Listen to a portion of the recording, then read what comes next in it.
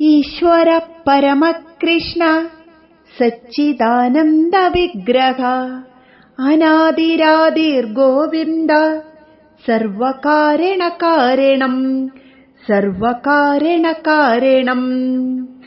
സർവകാരണങ്ങൾക്കും കാരണനായ ഭഗവാൻ ശ്രീകൃഷ്ണൻ, ആ ഭഗവാൻ ശ്രീകൃഷ്ണന്റെ അമൃതവാണിയായ ഭഗവത്ഗീത, ഗംഗ, ഗായത്രി, ഗീത, ഗോമാത, ഗോവിന്ദൻ എന്നിങ്ങനെ ഗാദികളായ 5 അതിപുരാതന കാലം മുതൽക്ക് തന്നെ ഭാരതീയന് ഭജനീയങ്ങളായിരുന്നു.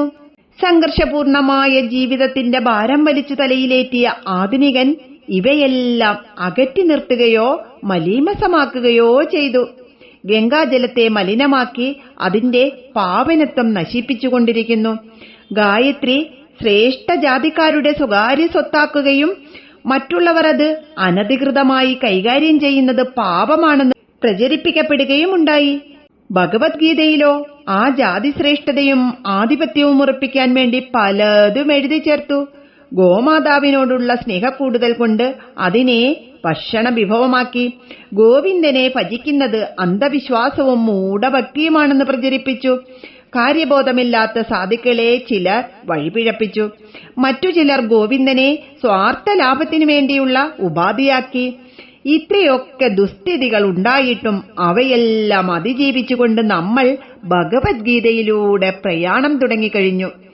നമ്മുടെ ജീവശാസ്ത്രമായി മാറ്റണം ഭഗവത്ഗീത. മഹാഭാരതം എന്ന മഹത്തായ ഇതിഹാസത്തിന്റെ ഒരു ഭാഗം മാത്രമാണ് ശ്രീമദ് ഭഗവത്ഗീത. 18 പർവങ്ങളുള്ള മഹാഭാരതത്തിലെ 18 അധ്യായങ്ങളാണ് ഭഗവത്ഗീതയെന്ന് പറയുന്നത്. പോർവിളിയും ഭേരിയും മുഴക്കി ആത്മബലവും വിശ്വാസവും ഉത്തേജിപ്പിച്ചാണ് ഓരോ പോരാളിയും യുദ്ധക്കളത്തിലേക്ക് കുതിക്കുന്നത്. വിജയം അല്ലെങ്കിൽ മരണം, മറ്റൊരു മന്ത്രവും ആ മനസ്സ് ഉരുവിടുകയേയില്ല. വില്ലാളി വീരനായ അർജുനനും ഇങ്ങനെയൊക്കെ തന്നെയാണ് യുദ്ധക്കളത്തിലെത്തിയത്. പക്ഷേ തന്റെ മുന്നിൽ അണിനിരന്നു നിൽക്കുന്ന ബന്ധുമിത്രാദികളെ കണ്ട് തളർന്നു വീഴുന്ന അർജുനൻ, ആ അർജുനൻ നമ്മൾ ഓരോരുത്തരുമാണ്. നമുക്ക് വേണ്ടിയാണ് ഭഗവാൻ ഓരോ കാലത്തിലും ഈ ഭഗവത്ഗീത ഉപദേശിച്ചിരിക്കുന്നത്. മനുഷ്യർക്ക് വേണ്ടി, മനുഷ്യരുടെ നന്മയ്ക്കു വേണ്ടി, മനുഷ്യരുടെ ഉയർച്ചയ്ക്കു വേണ്ടിയാണ് ഭഗവത്ഗീത ഭഗവാൻ നമുക്ക് തന്നത്. ഏകം ശാസ്ത്രം ദേവകീപുത്രഗീതം, ഏകോ ദേവോ ദേവകീപുത്രയേവ, ഏകോ മന്ത്രത്തസ്യ നാമാനി യാനി, കർമാപ്യേകം തസ്യ ദേവസ്യ സേവ. ദേവകീപുത്രനായ ശ്രീകൃഷ്ണൻ ഗാനം ചെയ്ത ഗീത ഒന്നു മാത്രമാണ് ശാസ്ത്രം. ദേവകീപുത്രൻ മാത്രമാണ് ഒരേയൊരു ദേവൻ. അദ്ദേഹത്തിന്റെ നാമങ്ങൾ മാത്രമാണ് ഒരേയൊരു മന്ത്രം. ആ ദേവന്റെ സേവ തന്നെയാണ് ഒരേയൊരു കർമ്മം. അങ്ങനെ നമുക്ക് ഭഗവത്ഗീതയിലൂടെ മുന്നോട്ട് പോകാം. നമ്മളിപ്പോൾ 3 അധ്യായങ്ങൾ പഠിച്ചല്ലേ? അർജുന വിഷാദയോഗം, സംഖ്യയോഗം, കർമ്മയോഗം.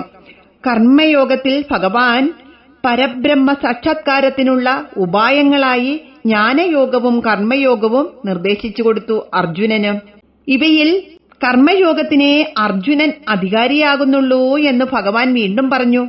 ജ്ഞാനയോഗത്തേക്കാൾ കർമ്മയോഗം ഒരു വിധത്തിലും മോശപ്പെട്ടതല്ലെന്ന് യുക്തിയുക്തമായി ഭഗവാൻ വീണ്ടും വീണ്ടും പറയുകയാണ്. സ്വന്തം കർമ്മങ്ങളിൽ നിന്ന് വിട്ടുനിൽക്കുന്നത് ഒരു സന്യാസിയുടെ ജ്ഞാനയോഗമാവുകയില്ല. ബ്രഹ്മചിന്തനത്തിന് ആന്തരികമായ പക്വത നേടാതെ കർമ്മങ്ങൾ ഉപേക്ഷിച്ച് സന്യാസം സ്വീകരിച്ചാൽ അത് കപട സന്യാസമെന്നേ ആകുകയുള്ളൂ. കപട സന്യാസമേ ആകുകയുള്ളൂ. പ്രകൃതി ഗുണങ്ങൾ പാകമാകാത്തിടത്തോളം അയാൾ കർമ്മവാസനകൾക്ക് വിധേയനായിരിക്കും. ബാഹ്യമായി കർമ്മങ്ങൾ ഉപേക്ഷിച്ച അയാൾ ഉള്ളാലെ വിഷയങ്ങളെ ധ്യാനിച്ചുകൊണ്ടേയിരിക്കും. പ്രകൃതിക്ക് വിധേയനായ വ്യക്തി ജ്ഞാനമെന്ന രീതിയിൽ കർമാനുഷ്ഠാനത്തിൽ ഏർപ്പെടണം. ബലാസക്തിയില്ലാതെ ചെയ്യുന്ന കർമ്മം യജ്ഞമാകുന്നു. ആദിത്യനും ചന്ദ്രനുമെല്ലാം ഈ വിധത്തിൽ കർമ്മനിരതരായിരിക്കുന്നത് നമ്മൾ കാണുന്നില്ലേ? യജ്ഞഭാവനയോടെ കർമാനുഷ്ഠാനം ചെയ്യുന്നതാണ് കർമ്മയോഗം. ആത്മനിഷ്ഠ ദൃഢമാകുമ്പോൾ പ്രകൃതിയിൽ നിന്നും കർമ്മങ്ങളിൽ നിന്നും മുക്തി നേടാനാകും. ആത്മനിഷ്ഠ ദൃഢമായാലും ലോകക്ഷേമത്തെ കരുതി കർമാനുഷ്ഠാനം ചെയ്യണം. ജനകനെ പോലെയുള്ള രാജർഷിമാർ കർമ്മയോഗത്തിലൂടെ ബ്രഹ്മസാക്ഷാത്കാരം നേടി. ലോകസംഗ്രഹത്തിന് വേണ്ടി അവർ തുടർന്നും കർമ്മനിരതരായി. തത്വജ്ഞാനികൾ കർമ്മം ചെയ്താലും അവർ ബദ്ധരാകുന്നില്ല. അതുകൊണ്ട് ലോകക്ഷേമം മുൻനിർത്തി അർജുന, നീ കർമ്മം ചെയ്യുക തന്നെ വേണം. ജ്ഞാനികൾ കൂടിയും കർമ്മനിരതരായിരിക്കുന്ന സ്ഥിതിക്ക് അർജുനൻ പൊടുന്നവനെ കർമ്മം ഉപേക്ഷിക്കുന്നത് യുക്തമാവുകയില്ല. സ്വപ്രകൃതിക്കനുസരിച്ച് യുദ്ധമെന്ന കർമ്മം ഒരു യജ്ഞമായി അർജുന നീ അനുഷ്ഠിച്ചേ തീരൂ. രാഗദ്വേഷങ്ങൾക്ക് അടിമപ്പെടാതെ സൂക്ഷിക്കുകയും വേണം. രജോ ഗുണത്തിൽ നിന്നുണ്ടാകുന്ന കാമവും അതിന്റെ രൂപഭേദമായ ക്രോധവുമാണ് മനുഷ്യനെ കൊണ്ട് പാപം ചെയ്യിക്കുന്നത്. കാമത്തിന്റെ ആസ്ഥാനം ഇന്ദ്രിയങ്ങളും മനസ്സും ബുദ്ധിയുമാണ്. ബുദ്ധിക്കുമതീതമായ പരമകാരണമായ ആത്മാവ് വർത്തിക്കുന്നു. ബുദ്ധിവ്യാപാരത്താൽ ഭൗതിക വിഷയങ്ങളിൽ നിന്ന് ഇന്ദ്രിയ മനസ്സുകളെ പിൻവലിച്ച് ആത്മനിഷ്ഠമാക്കണം. അതോടെ കാമം വിട്ടകലുകയും ആത്മതത്വം അനുഭവവേദ്യമാകുകയും ചെയ്യുമെന്ന് 3-ാം അധ്യായമായ കർമ്മയോഗത്തിൽ ഭഗവാൻ അർജുനനോട് പറയുകയാണ്. ഇനി നമുക്ക് 4-ാം അധ്യായമായ ജ്ഞാനകർമ്മ സന്യാസ യോഗമാണ് പഠിക്കേണ്ടത്. അതായത് അതീന്ദ്രിയ ജ്ഞാനം. ആധ്യാത്മിക ജ്ഞാനം ആത്മാവിനെയും ദൈവത്തെയും അവർ തമ്മിലുള്ള ബന്ധത്തെയും സംബന്ധിച്ച ജ്ഞാനം ശുദ്ധീകരിക്കുന്നതും മോക്ഷം പ്രദാനം ചെയ്യുന്നതുമാണ്. അത്തരം അറിവ് നിസ്വാർത്ഥമായ ഭക്തിയുത കർമ്മത്തിന്റെ, അതായത് കർമ്മയോഗത്തിന്റെ ഫലമായി ലഭിക്കുന്നതാണ്. കാലാകാലങ്ങളിൽ ഭൗതിക ലോകത്തേക്കുള്ള തന്റെ അവതാരങ്ങളുടെ ഉദ്ദേശ്യവും പ്രാധാന്യവും ഒരു ഗുരുവിനെ, അതായത് ആത്മസാക്ഷാത്കാരം നേടിയ ഒരു ആചാര്യനെ സമീപിക്കേണ്ടതിന്റെ ആവശ്യവും ഈ ജ്ഞാനകർമ്മ സന്യാസ യോഗമെന്ന അധ്യായത്തിൽ ഭഗവാൻ അർജുനന് വിശദീകരിച്ചു കൊടുക്കുന്നു. അത ചതുർത്ഥോധ്യായ ജ്ഞാനകർമ്മ സന്യാസ യോഗോ നാമഃ. ശ്രീ ഭഗവാനുവാച ഇമം വിവസ്വദേ യോഗം പ്രോക്തവാനഹമവ്യയം വിവസ്വാം മനവേ പ്രാഹ മുനിരിക്ഷ്വാകവേ അബ്രവീത്.